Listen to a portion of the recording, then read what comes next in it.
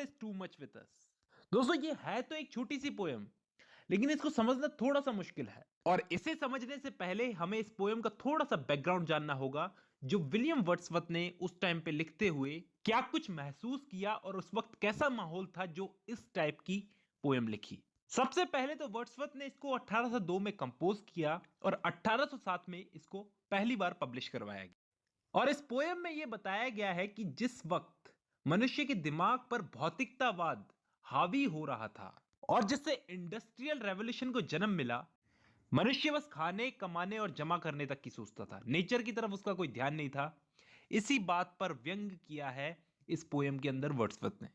Wordsworth तो एक बहुत बड़े पुजारी थे नेचर के। अब हम ज्यादा टाइम ना वेस्ट करते हुए शुरू करते हैं आज की poem, the world is too much with us. क्या आपको पता है इस टाइटल के ही दो तीन मीनिंग निकलते हैं? The title could mean something like human beings are a burden on the earth, मतलब कि मनुष्य जाति जो है वो एक बोझ की तरह हो गई है पृथ्वी पे, या फिर ये दुनिया हमसे परेशान हो गई है। तो इस टाइटल का कोई एक मतलब नहीं है, इसके दो तीन मतलब निकलते हैं, लेकिन हम इतना जरूर समझते हैं ये एक कंप्लेंट है।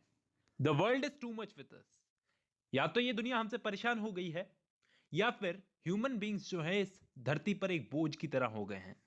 लेट एंड सून, पहले भी और आने वाले टाइम में भी। इस लाइन का मतलब है पहले भी हम ये काम करते थे और आने वाले टाइम में भी ये काम करेंगे। गेटिंग एंड स्पेंडिंग, कमाना और उड़ाना, getting and spending.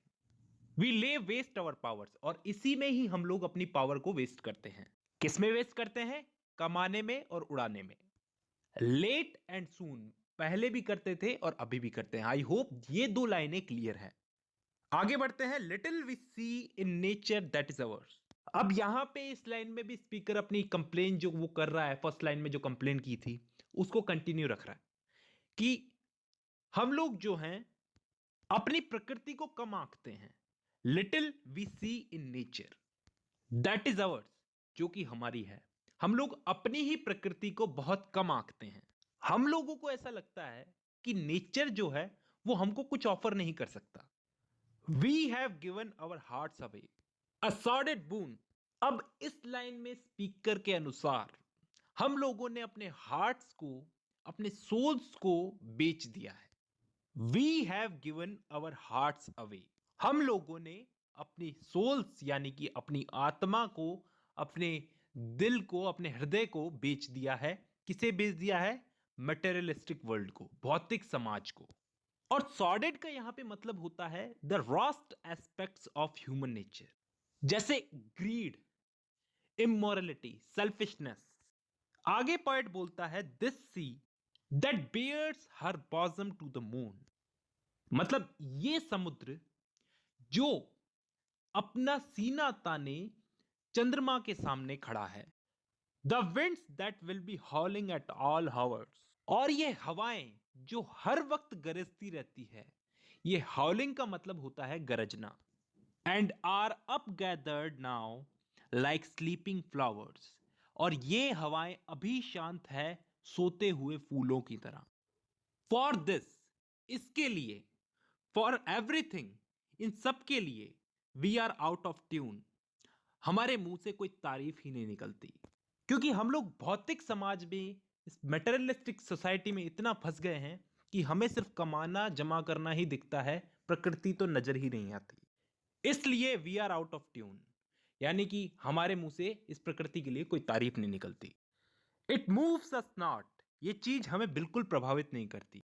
Great god, I'd rather be a pagan, कि ग्रेट गॉड, मैं इसकी बजाय एक पैगन बनना पसंद करूंगा। पैगन क्या होता है?